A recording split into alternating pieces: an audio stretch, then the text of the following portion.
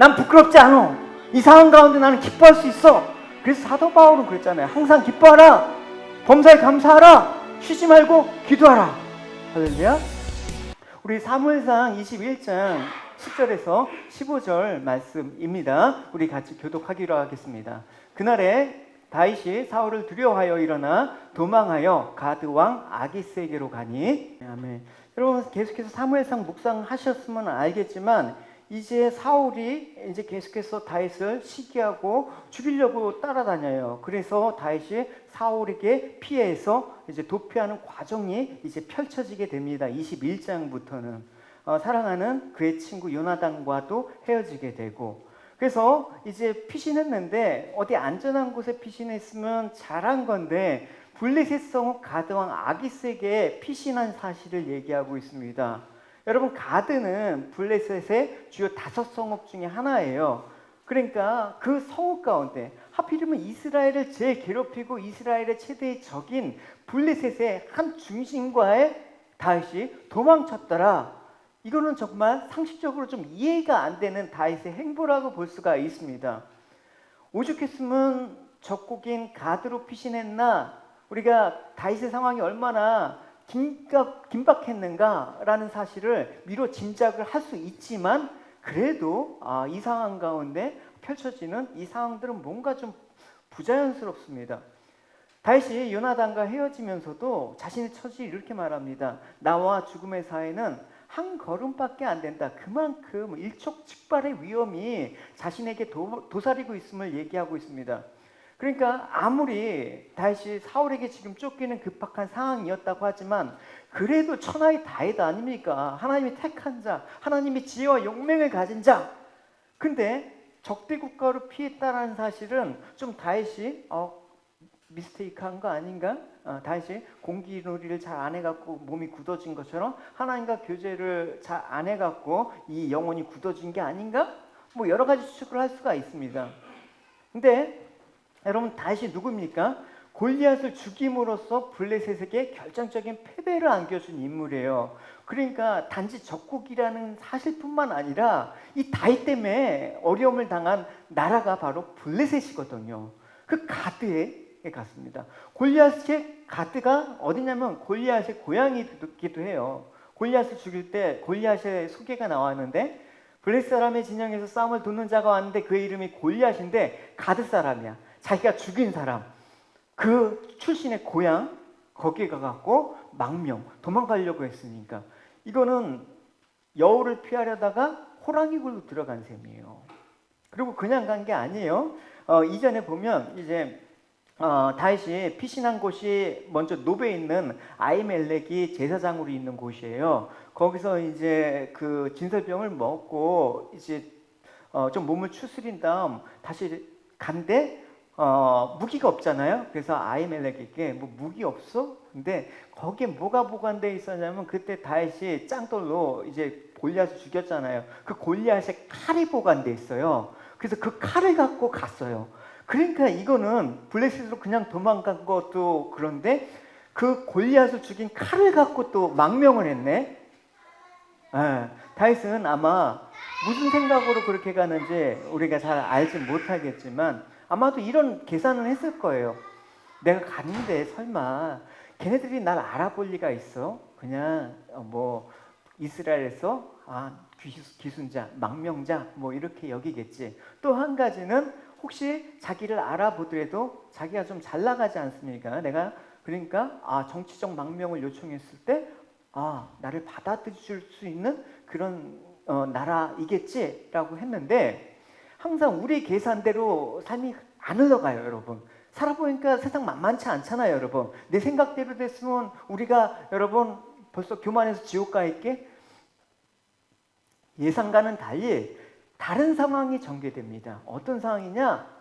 보시면 11절 아기스의 신하들이 아기스에게 말하되 이는 그 땅의 왕 다윗이 아니니까 무리가 춤추며 이 사람의 일을 노래하며 이르되 사울이 죽은 자는 천천히요 다윗은 만만히로다 하지 아니하였나이까.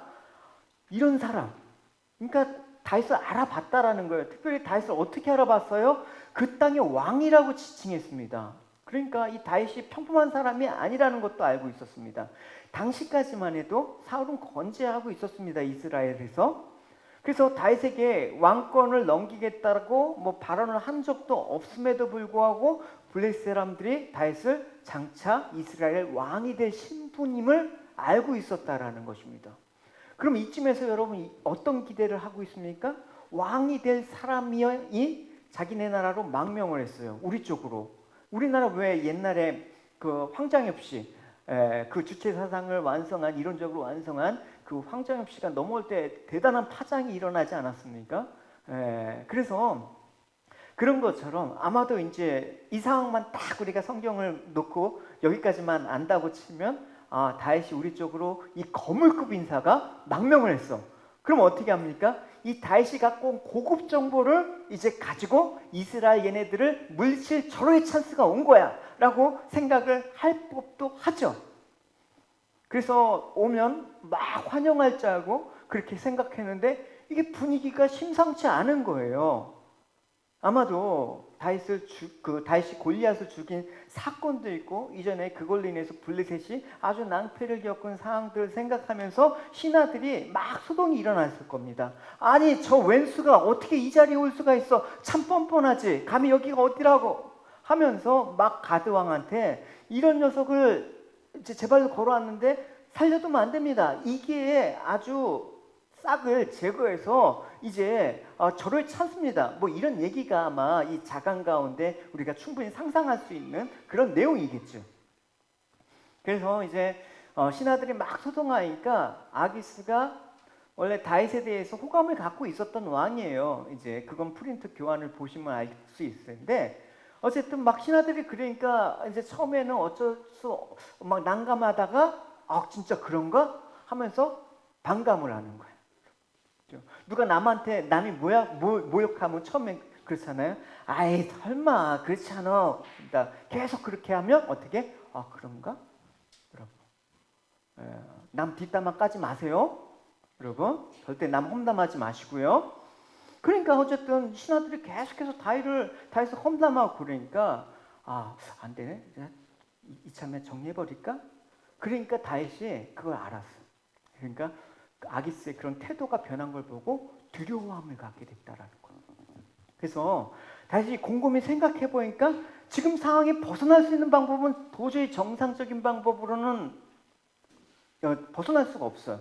그럼 어떻게? 야 미친 척하자 이렇게 생각이 난 거예요. 그래서 12절과 13절 다시 이 말을 그의 마음에 두고 가드왕 아기스를 심히 두려워하여 그의 앞에서 그 행동이 변하여 미친 척하고 대문짝에 그적거리며 침을 수염에 흘리며 이거 생각하면서 저도 저 설교 준비하면서 한번 해봤거든요. 되게 창피하더라고요. 제가 보더라도 되게 수치스러운 상황이에요. 보니까 그죠? 정말 인생에 있어서 되게 치욕적인. 그래서 이 사건을 기록한 시가 이제 훗날에 아둘람굴에서 기록한 시가 시편 34편이에요. 공교롭게 오늘 교동문 우리가 아까 34편을 읽었죠. 다윗이 지금 이 상황들을 시편에 기록한 게 그래서 오늘 시편 34편과 연관해서 지금 제가 말씀을 드리려고 합니다. 그래서 자기가 가장 경멸했던 블레셋 사람 앞에서 가장 모욕적인 지금 그 치부를 드러내는 상황이 벌어졌단 말입니다. 1차적으로 원인은 뭐예요? 거기 있으면 안 되는 데 있었기 때문에 그런 거예요. 없었으면 그런 치욕을 당할 일이 없었겠죠. 여러분 우리가 성경에 보면 가서는 안 돼. 머물지 않아야 될 곳에 머물러 갖고 낭패를 당한 사람이 누구예요? 아브라함이라는 우리의 믿음의 조상 아닙니까? 아브라함이 이제 갈대아 우르로 떠나서 하나님 지시한 땅으로 이제 들어갔는데 믿음으로 기근이 들었어. 사람들이 버티기가 어려워. 그러니까 제대로 적응을 못하는 거야. 근데 하나님께서는 계속해서 아브라함에게 내가 너를 언약 가운데 너 함께 한다고 약속하잖아. 너의 삶들을 내가 책임지라고 약속했잖아. 그러니까 계속해서 나의 언약을 기억하라. 그렇게 하는데 아브라함이 지금 언약이고 뭐고 내 코가 석자요 하면서 이제 부랴부랴 챙겨갖고 일가들을 챙겨갖고 애굽으로 일단 가자 하면서 애굽으로 떠나는 거예요. 그 땅에 기근이 들었으므로 아브라함이 애굽에 거주하려고 그리로 내려갔으니 이는 그 땅에 기근이 심했더라. 그러니까 아브라함이 머물러야 할 곳에 머물지 못하고 머물지 말아야 될 곳에 들어간 결과가 좋겠습니까, 여러분? 뻔하죠. 소중한 아내도 이럴 뻔해. 그것도 거짓말 해갖고 위기를 모면하다 오히려 더 난처한 상황 가운데 있었습니다. 다행히도 하나님께서 그 상황 가운데 개입하셔서 하나님이 아브라함의 실수와 위기를 선으로 바꿔주시긴 했지만, 만약에 하나님께서 개입을 안 하셨다 그러면 아브라함은 존재할 수가 없었을 거예요. 아니, 이스라엘 자체가 존재할 수 없었을 거예요. 그러니까 우리가 머물러야 될 곳, 머무르지 말아야 될 곳을 반드시 정확하게 알아야 돼요. 내가 있을 자리가 아니면 거기 있을 필요가 없는 거예요. 조용필이 그렇잖아요. 그대 발길이 머무는 곳에 내 마음 머물게 하여. 발길 머무는 게 내 마음 머물게 하다가 주님이 거기에서 머물지 말라고 하신 곳에 머물면 큰일 나요, 여러분. 세상 따라가지 마세요. 마음 흘러가는 대로 여러분 내버려 두지 마세요, 여러분. 우리의 마음은 항상 죄 있는 쪽으로 간다니까, 우리의 육신의 정욕 쪽으로 간다니까. 그럴 때 하나님 약속을 붙잡고 내가 있어야 될 곳은 여기입니다. 내가 있어야 될 곳은 주님입니다.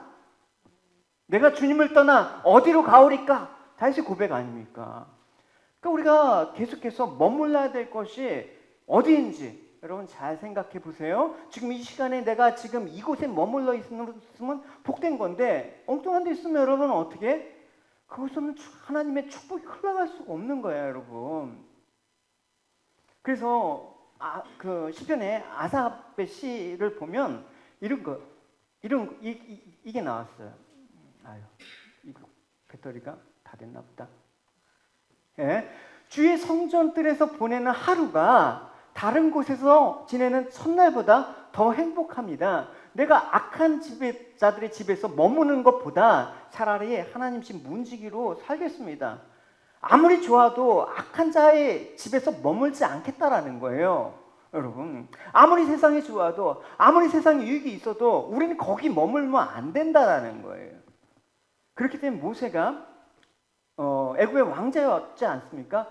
거기 계속해서 머물렀으면 이집트의 차기 왕이 될 사람이에요. 유력해요. 모든 걸 다 가질 수가 있었어요. 근데 모세는 그곳에 내가 영원히 머무르지 않아야 될 것임을 알았어요. 그래서 믿음으로 모세는 장성하여 바로의 공주의 아들이라 칭함을 받기를 거절하고 도리어 하나님의 백성과 함께 고난받기를 잠시 죄악의 낙을 누리는 것보다 더 좋아했다라고 얘기하고 있습니다. 그래서 이스라엘이 광야에서 행진할 때도 여러분 보십시오. 자기가 가고 싶은 장소 방향으로 간 겁니까? 오늘은 저기가 좋겠네. 저기가 좀 우리가 좀 지낼 만하네. 그게 아니라 하나님이 명을 따라 낮에는 구름 기둥, 밤에는 불 기둥, 구름이 성막을 따라 움직이는 대로 갔단 말입니다.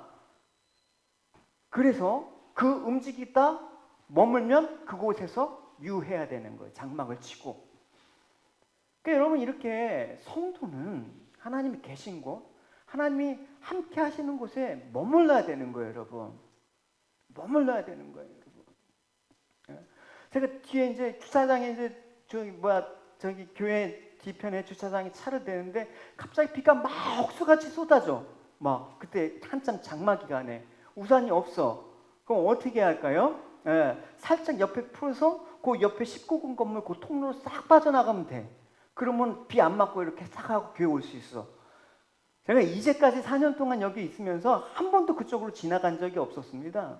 왜? 나는 여기서 지나가서는 안 된다라고 아예 딱 했기 때문에. 그래서 비 쭉 맞았어요. 여러분. 맞아도 그렇게 해야 돼.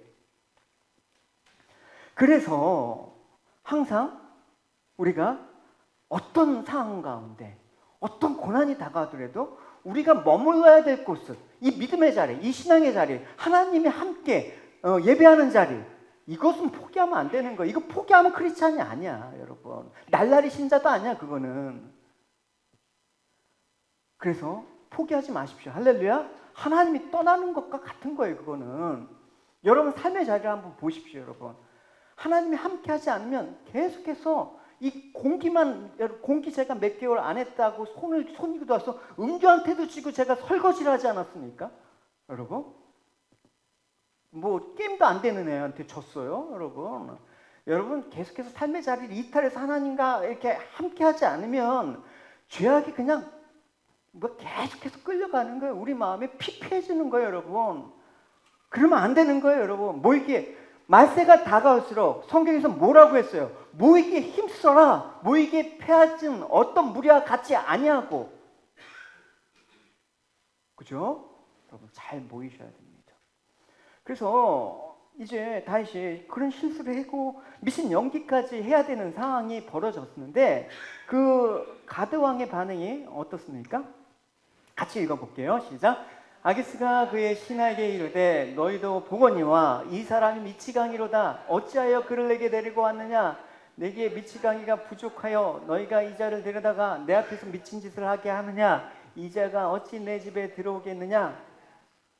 그러니까 다윗은 죽음 속에서 미친 연기를 통해서 위기를 모면하게 되는 것을 보게 되는데 당시 미치광이는 어떤 인식을 갖고 있냐면 악신에 들린 사람이에요. 귀신 들렸다. 그래서 이 미치광이를 해코지하거나 그러면 그 귀신이 나한테 들어온다고 생각했어요. 그러니까 야 절로 가, 죄수 없어, 가! 이래갖고 다윗을 쫓아낸 거야. 그래서 다윗이 죽지 않은 거예요. 그러니까 하나님이 위기의 순간에 다윗에게 지혜를 주신 거예요. 그래서 그 위기를 벗어난 거예요. 제가 이제 제 고등학교 동창에 이제 있는데 그 동창에 이제 이제 언니가 이제 밤에 이제 퇴근하고 집에 가는데 성추행범 같은 애가 이렇게 쫓아갔대. 그래갖고 걔를 이제 쫓아갖고 자기 누나를, 자기 언니를 이렇게 해갖고 골목으로 끌고 갔다는 거야. 그래갖고 너무나 겁났는데 주위 사람이 없어. 그래갖고 어떻게 할까 주님 어떻게 하죠? 살려주세요 하는데 딱 지가 놓은 게 뭐야? 방언을 해라. 그래, 걔가 갑자기 놀래갖고, 이 미친! 하고 도망갔대. 여러분. 다윗이 그런 상황이에요, 여러분. 멀쩡한 사람이 갑자기 막 침 흘리면서, 에이, 이래 봐요, 여러분. 제가 막 설교하다 갑자기, 에이, 이래 봐요, 여러분. 다 도망갈 거 아닙니까? 그래서 이제 그 위기를 벗어날 수가 있었습니다. 그러니까 사울에 대한 두려움으로 블레셋에서 피신하겠다가 스스로 내가 짜낸 지혜에 너무나 어리석었죠. 당시로선 가장 영민했던 하나님과 가장 가까웠던 다윗이 이 하나님을 잠시 벗어나서 자기 인간의 지혜를 의존하는 순간 이런 일이 벌어진 거예요, 여러분. 그래서 다시 다윗이 피신한 이유는 오늘 본문을 보면 두려워했다, 사울을 두려워했다, 아기스를 두려워했다. 이 두려운 것 때문에 이게 굳어진 거야. 두려움이 올 때 어떻게? 기도해야 되는 거야. 할렐루야. 그래서 두려움 가운데 빠져 있을 때 이제 여기서 이제 시편 34편이 쫙 이어져야지 우리가 이 상황들 가운데 다윗의 심정이 해석이 돼. 보시면 시편 이게 84편이 아니라 34편 4절이에요. 내가 여호와를 찾아 도움을 청하였더니 내게 대답하시고 내가 두려워했던 모든 것에서 나를 건지셨다. 그럼 이 아기스 왕 앞에서 어떻게 했다? 도움을 청했다. 기도했다라는 게 나오잖아요. 그죠? 그러니까 다윗이 가만히 있으면 지금 곧바로 죽을 수밖에 없는 아주 긴박한 상황이야. 그때 어떻게? 하나님께서 기도해라! 이렇게 하는 거예요. 기도했는데 응답이 어떻게? 미친 척해라!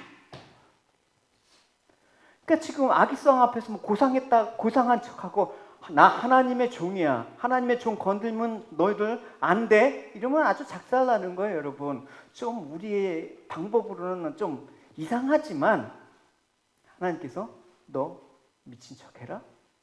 그게 지금 유일한 방법이에요. 여러분 우리 같으면 사실 두려움에 앞뒤 분간도 못하고 벌벌 떨고 죽었지 않았습니까? 세상 사람들은 있잖아요. 여러분 이런 말도 있죠. 호랑이 굴에 들어가도 정신만 차리면 죽는다. 아니 산다예요.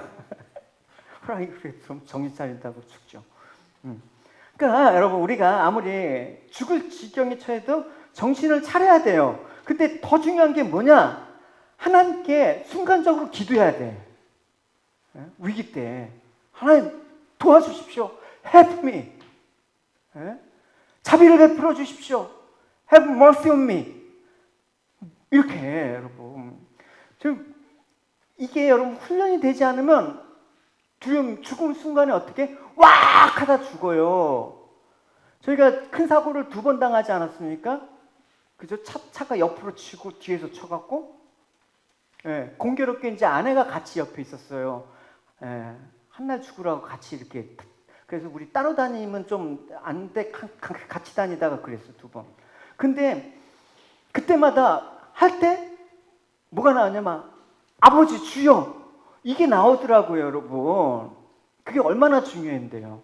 순간적으로 찰나에 여러분 위기 때 여러분 그냥 이거 훈련이 돼야 돼. 아버지 주여.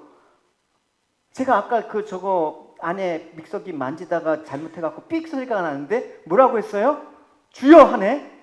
잘한 거예요. 놀랄 때 여러분. 놀랄 때 엄마 찾으면 안 돼. 아빠 찾으면 안 돼. 엄마 아빠 주여. 할렐루야. 할렐루야. 다시 여러분 훈련해 봅시다. 하나 둘 셋. 주여. 이 짧은 기도 안에 하나님은 그죠? 그때 그 목사님 오셔갖고 얘기했잖아요. 자기가 몸이 막 그렇게 거꾸고 막 잠에서 아침에 일어나는 거 불가능하고 움직임이 둔한데 그 아기가 아 하는 순간 몸이 수포홍길동이 되는 거야. 순간적으로 밤에. 왜 그래요? 아 하는 거에 다 들려 있어.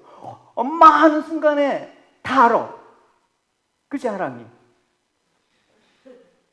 하랑이 울면 어떻게? 은하보다 그냥 안 하잖아. 왜 어떻게 해?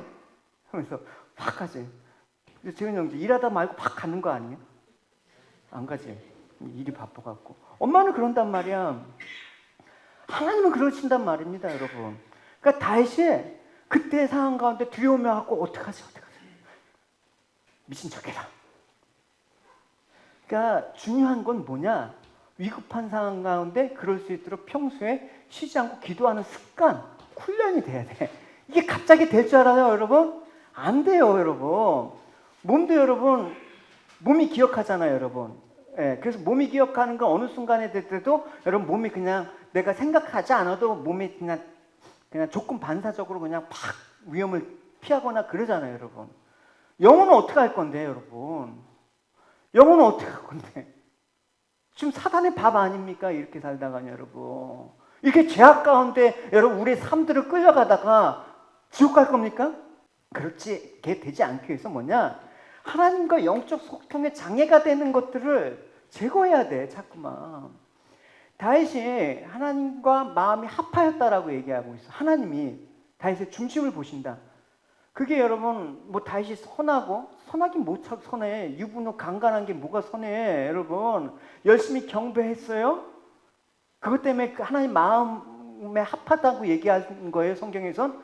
그게 아니라 하나님의 마음을 정확히 순간적으로 깨달을 수 있었다라는 거예요. 요컨대 언제 어디서나 기도와 말씀으로 다윗은 훈련이 되었다라는 걸 반증을 하는 거예요.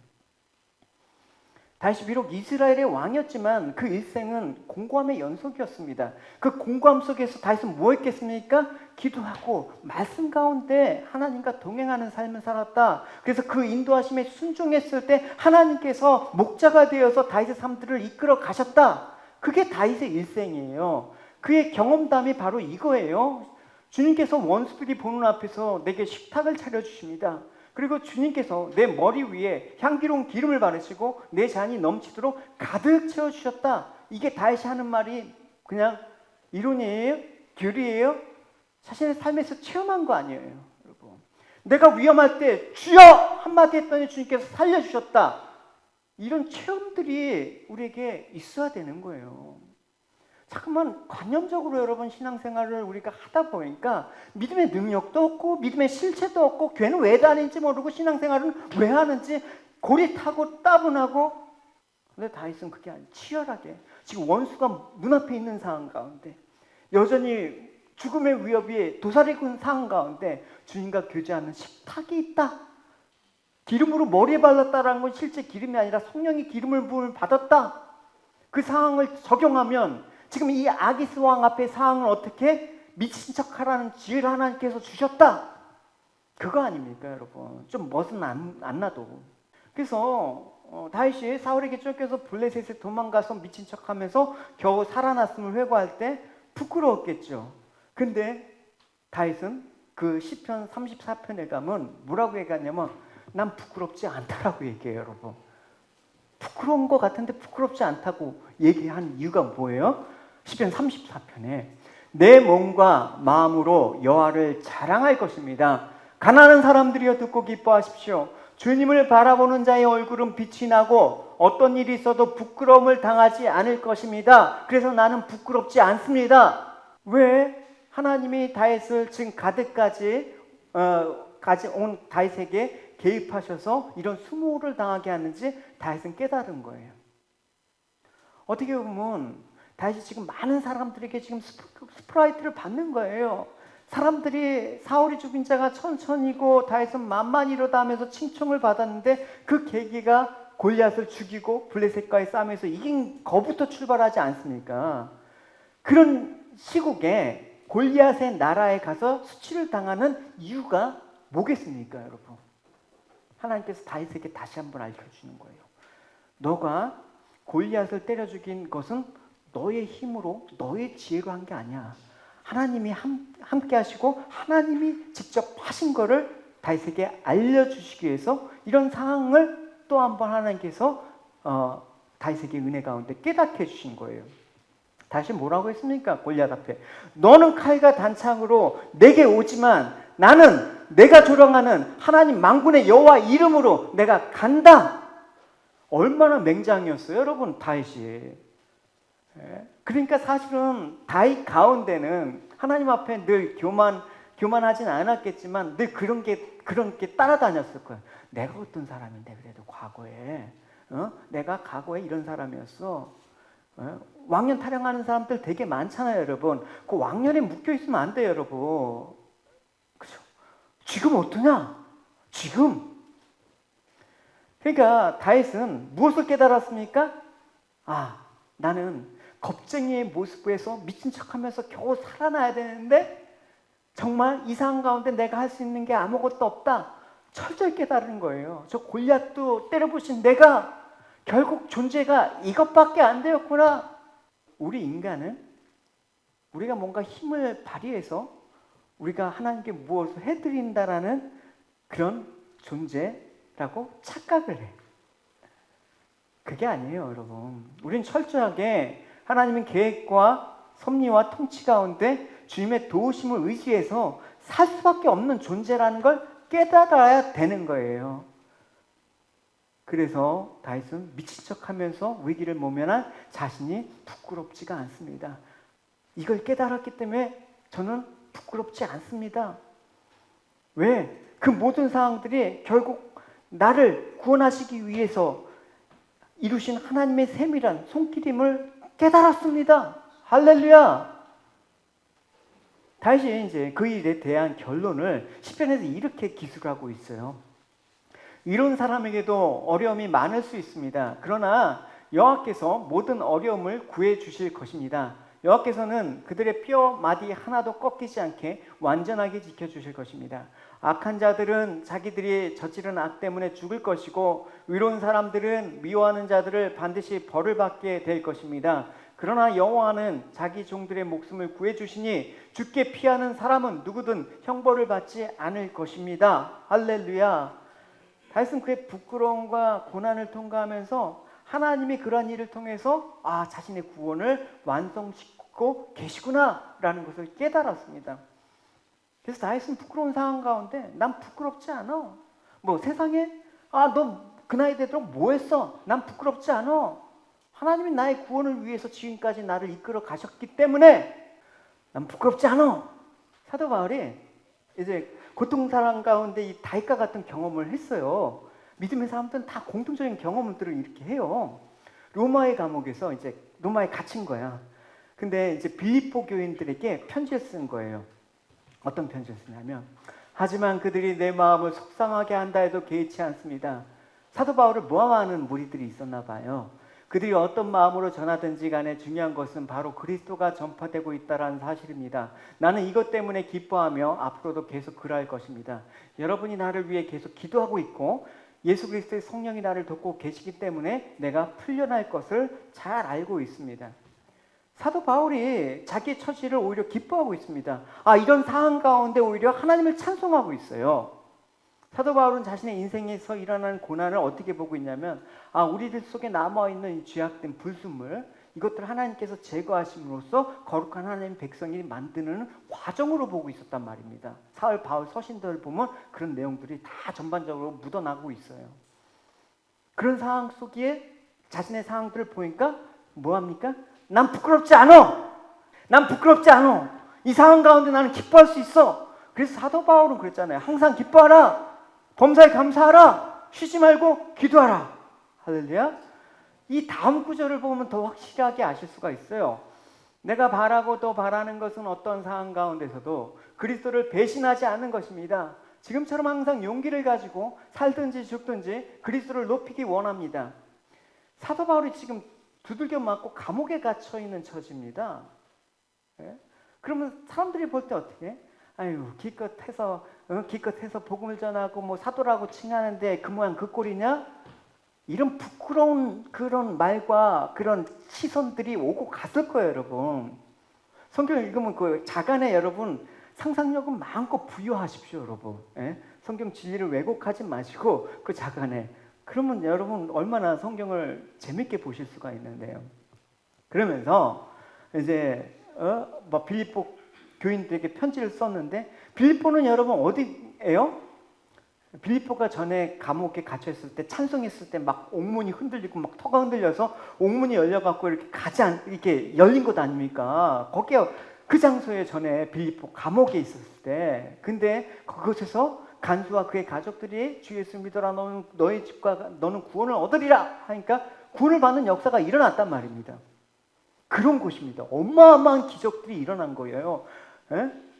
근데 지금 빌립보 교인들에게 편지를 쓰는데 그 편지를 쓴 곳이 어떻게? 로마 감옥이에요, 지금. 이게 생각하면 여러분 바울이 얼마나 부끄럽습니까? 그때는 감옥문도 열리는데 지금은 이게 안 열리네? 안 열리네? 그래서 락스미스라도 좀 부를까? 그 빌립보 교인들도 그렇게 생각할 거 아니에요. 전에는 감옥문도 척척 여시고 그러니 감각이 좀 둔해졌나? 왜 안 열리는 거야? 바울 사도도 이제 영빨이 다 했구만. 그게 아니지 않습니까? 바울은 알고 있었습니다. 하나님 나를 가르치시구나. 내가 가장 자신 있어 하는 그 부분을 하나님께서 부수시는 거예요. 낮추시는 거예요. 왜? 그래야지만 사람 돼, 우리는. 예? 가는 곳마다 감옥문이 열리면 사람들이 바울을 볼 때 어떻게 합니까? 바울을 하나님으로 봤을 거예요. 결국 전에 한 것도 너 힘으로 된 것이 아니다. 사도 바울은 깨달았습니다. 그러니까 사도 바울은 그 다윗의 시를 많이 인용을 했어요. 그래서 다윗이 그런 상황들을 부끄러워하지 않는 것처럼 나도 내 상황을 부끄러워하지 않노라. 왜? 내 모든 상황들은 내 구원에 유익하기 위한 하나님의 이끄심이다 라고 깨달았기 때문에 그래요, 여러분. 놀라지 마라. 겁내지 말라. 두려워하지 마라. 담대하라. 할렐루야. 오히려 그 상황을 기뻐한다. 그래서 사도 바울의 서신서를 보면 뭐가 나와 있어요? 기뻐하라. 기뻐하라. 이거 되게 많이 해요. 사도 바울 서신서에 기쁨과 감사가 넘쳐나요. 그냥 하는 말이 아니라 본인 삶 속에서 하나님의 구원에 일하심을 깨달았기 때문에, 그러니까 범사에 감사하고 기뻐하지 않을 수가 없는 거예요. 감옥에 갇혀서 이 부끄러운 상황들을 편지를 쓰고 있는 그 상황이 나는 기쁘다. 주님께서 하신 일이다. 그러니까 아무리 누가 뭐라고 해도 기가 꺾이지 않아. 난 부끄럽지 않아. 우리의 목표, 인생의 목표가 정확하게 무엇인가 설정되어 있으면 어떤 상황이 와도 좌절하지 않고 절망하지 않는 게 바로 성도. 그 상황 속에서 찬송을 부를 수 있는 게 성도. 그러면 어떻게 합니까? 하나님은 내가 가장 자신 있어 하고 내가 가장 잘 할 수 있는 것들을 어떻게 내려놓게 하죠. 내가 하나님 앞에 자랑할 게 없는 인생. 근데 하나님께서 다 하셨을 때 그 넘치는 기쁨, 이전의 삶 바꾸지 않아. 나와 함께 하셔서 이 구원의 사람으로 만들어 가신 이 삶들이 너무나 좋기 때문에. 할렐루야. 남 부러워하지 마세요, 여러분. 다 그렇게 살다가 지옥 가는데 그게 그렇게 부러워? 그래서 하나님 우리 사랑하시기 때문에 우리 안에 있는 불의와 죄와 악의 잔재를 그냥 보실 수가 없어요. 우리는 구원받은 의인이 아니라 구원받은 죄인이에요. 그렇기 때문에 더러운 옛사람의 잔재를 그대로 갖고 지금 구원을 받은 거예요. 그럼 어떻게 해요, 여러분? 천국 가서는 어떻게 그거 빼고 가야지. 그래서 부끄러운 수치를 당함으로써 하나님께서 나의 구원을 위해서 모든 걸 다 하셨구나 인정하게 한단 말입니다. 그래서 믿지 않는 자들과 않는 자들의 심판과 믿는 자들의 심판은 다른 거란 말입니다. 우리는 거룩한 심판, 의의 심판. 그걸 통해서 하나님의 백성으로 우리가 새롭게 되는. 그래서 예수 믿는 사람들은 모두가 이 과정을 통과한답니다. 예수 믿었는데 너무나 일이 잘 돼. 만사형통이야. 일사천리야. 나 복만 폭폭폭만 쏟아지는 사람? 불쌍한 사람이에요, 여러분. 제가 알 수는 없지만 그 사람은 아마도 구원받지 못할 가능성이 더 큰 거예요. 그래갖고 사람이 안 된다니까, 여러분. 좋은 일만 갖고 사람이 되면 사람은 안 돼요, 여러분. 절대 안 돼. 우리가 고난을 통과하면서 우리를 거룩하게 완성하는 거, 그거는 고통스러운 가운데 사도 바울과 다윗 같은 고백처럼 내가 부끄러워하지 않아, 이런 고백을 하나님께서 듣게 하신다라는 것입니다. 다윗처럼 여러분 그 상황 가운데 여러분 하늘의 찬양, 천상의 할렐루야를 외치는 여러분이 되시길 바라요. 할렐루야. 우리 목표는 뭐냐? 점도 없고 흠도 없이 내가 하나님의 백성으로서 완성되는 거야. 내 이 땅에 사는 동안. 이 땅에 사는 동안 내가 집 장만하고 뭐 장만하고 그게 아니라 나는 하나님 백성으로 그렇게 완성되는 걸 목표로. 내 소원 성취 원하는 거, 그게 내 목표가 아니야. 이게 바울의 얘기예요. 제가 여기까지 간다 그러면 좀 부끄러운 일이고. 그래서 여러분의 일이 좀 안 풀려. 문제가 해결되지 않아. 그럼 뭡니까? 뭐라고요? 부끄럽지 않아. 부끄럽지 않아. 하나님이 나의 구원을 완성하게 하는 하나님의 구원의 손길이야. 할렐루야. 그러면서 기쁘게 부르세 할렐루야. 나 구원 받았네. 할렐루야. 찬송하세. 주가 나를 구하셨네. 우리는 그 약속대로 우리가 있는 곳인 새하늘과 새 땅을 바라보도다. 그러므로 사랑하는 자들아, 너희가 이것을 바라보나니 주께서 점도 없고 흠도 없고 평강 가운데 나타나기를 어떻게 힘쓰라. 오늘 본문에 우리의 상황이 우리도 수치를 당하게 다윗의 상황처럼 이 수치를 당하게 될지 모릅니다. 적어도 여러분 우리가 주 앞에서는 수치를 이게 당할 일이 있겠지만 우리가 주님 앞에 1:1 설 때는 수치가 없어야 되죠, 여러분. 왜? 주님께서 나의 수치를 다 거둬가셨다라는 믿음의 확신이 있어야 되는 것이죠. 근데 여러분 세상 것으로 여러분 수치 당하지 마세요. 부끄러운 거예요. 비교하지 마세요. 그건 그 사람의 인생이고, 세상은 세상이고, 왜 그렇게 돼? 우리가 살아야 돼. 전능하신 하나님이, 능치 못하실 없는 그 하나님이 나에게 이 상황 허락하셨다 그러면 지금 상황이 베스트야. 다윗은 위기 상황 가운데 거친 하나님의 은혜로 어디로 피신하면 이제 아둘람 굴로 피신해요. 아주 열악해요, 여러분. 생각해 보세요, 여러분. 그 펜션에 있다가 그 천막으로 옮겼어. 근데 어떤 일이 벌어집니까? 이거예요. 그러면 다윗은 가드를 떠나 아둘람 동굴로 도망갔습니다.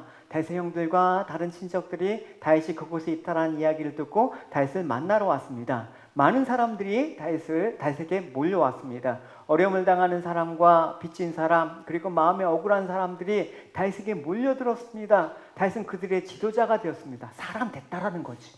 그죠? 이제 하나님의 사람처럼. 그렇게 몰려든 사람은 400명가량 되었습니다. 다시 만약에 골리앗을 쳐부시고 블레셋의 그런 어떤 거에 사로잡혀 있었으면 하나님의 사람들이 안 몰려들지요, 여러분.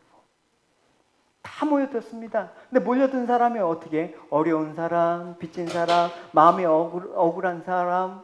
그러니까 그 사람들이 이제 따르기 시작했습니다. 혈연 단신 홀로 그렇게 피난 갔던 그 다윗에게 400명의 군대가 있었단 말입니다. 그래서 그곳에 모인 다윗과 그곳에 모인 사람들은 어떻게 합니까? 야, 우리 하나님께 찬양 예배를 드리자. 예배 드리자. 할렐루야. 보십시오. 34장에 보면 나는 언제나 여호와를 찬양하겠습니다. 내 입술에서 주님을 찬양하는 소리가 끊이지 않을 것입니다. 내 몸과 마음으로 여호와를 자랑할 것이다. 왜 그래? 난 부끄럽지 않아. 가난한 사람들이여, 부끄러워하지 마시고 듣고 기뻐하십시오. 나와 함께 여호와의 영광을 노래합시다. 그의 이름을 함께 찬양합시다. 할렐루야. 여러분, 얼마나 멋있어요, 여러분. 지금 동굴에서 지금 상황들은 더 어려워져 갔는데 이 블레셋에 있었을 때의 다윗과 지금의 다윗은 확 틀리단 말입니다, 여러분. 오늘 예배를 드리고 한 여러분의 마음들이 좀 더 한층 확 뜨거워지길 바랍니다. 할렐루야. 춥잖아요. 그러니까 뜨거우면 여러분 건강에도 도움이 돼요. 그래서 이런 분위기 너무 좋아요.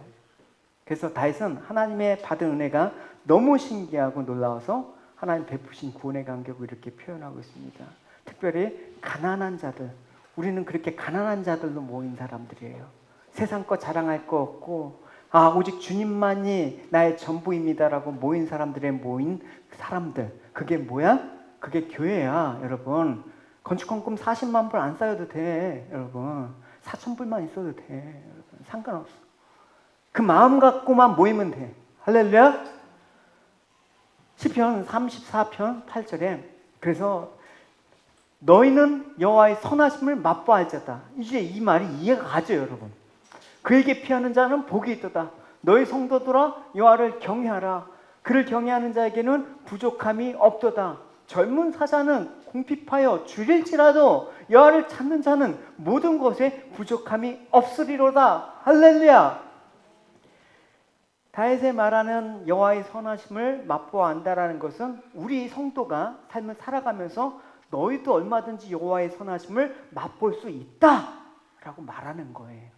따라서 성도가 자신의 삶 속에서 하나님의 선하심을 맛보아 알기 위해서는 먼저 하나님의 선하심이 무언가를 여러분 알아야 돼요.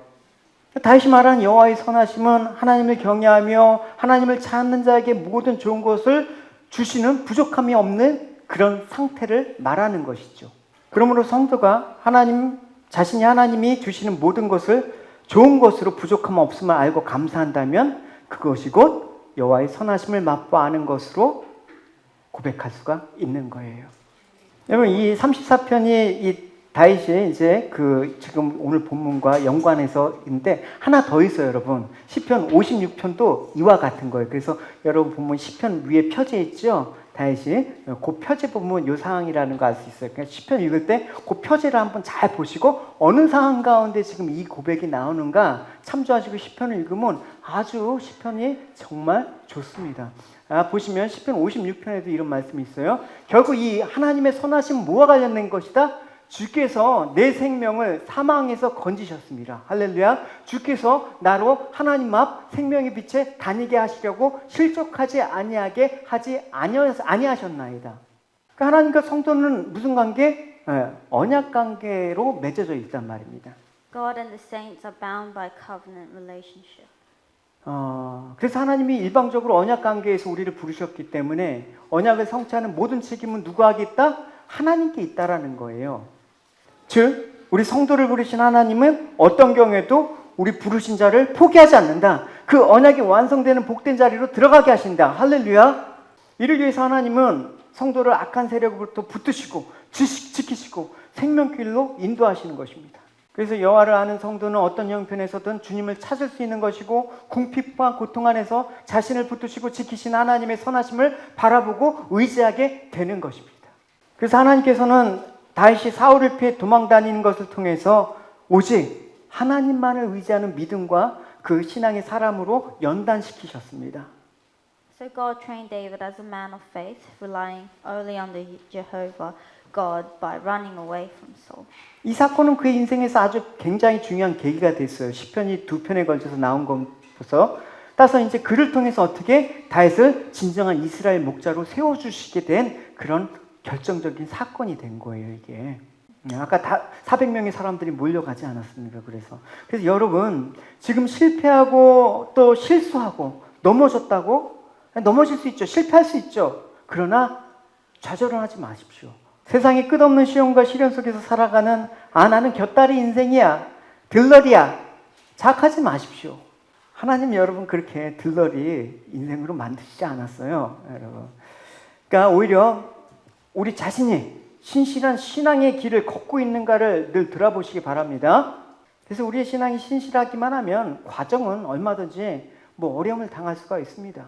때로는 극한 고난으로 인해서 비굴하게 될 수도 비참해지는 상황이 올 수도 있습니다. 하지만 단언컨대 끝은 아름다운 거다. 할렐루야. 내 인생 시작은 별 볼 없고 지금 시원찮아 보여도 마지막은 승리로 장식하는 그런 삶을 하나님께서 살게 하실 것이다. 할렐루야. 그러므로 여러분 삶의 어느 순간에서도 하나님을 향한 굳은 신뢰를 잃지 마시고 할렐루야 힘써 가시기를 주님의 이름으로 축원합니다. Therefore, I pray that you do not lose your firm trust in God at any moment